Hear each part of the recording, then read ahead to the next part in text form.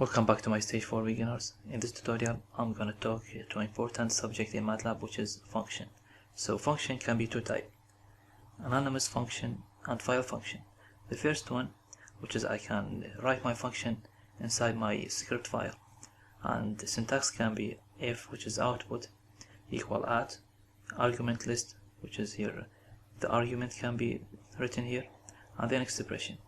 And this function can take one argument or multi-argument for input and output. So let's take example in MATLAB. So let my function is equal if at argument list for x, then the expression exponential of x plus 2x 2 times x. Okay, then I'll call the function and I'll pass 3. I have to run it. So the answer is 26.08. Okay, then I can add input command, which is typing x is equal input and then enter number for x. Okay, so I run it. I get message enter number for x. For example, let it be 23.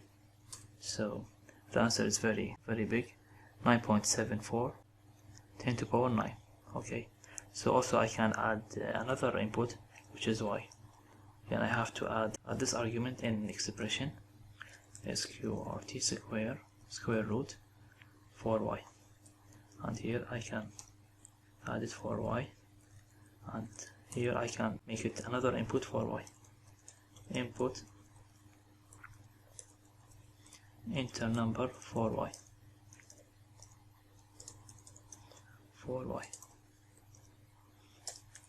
I can run it again. For x I'll choose a small number, which is 5, and for y let it be 9. So the answer is 161.4. Okay, this is the first function, which is the first type. Let's take another function, which is file function. So this type of file function, I can type it in another file, which is a separate file. Then the syntax could be function. Okay, this is keyword. Okay, and this is output y, my function, then argument list. Here expression, I have to end it with end. Let's take example in MATLAB. I have to delete this one. So I have to open another file. Here I'll create one function by typing function. Okay, then this function has to output x1 and x2. Okay, then equal my function. This is name of my function. Okay, then the input for this function, which is a and b and c.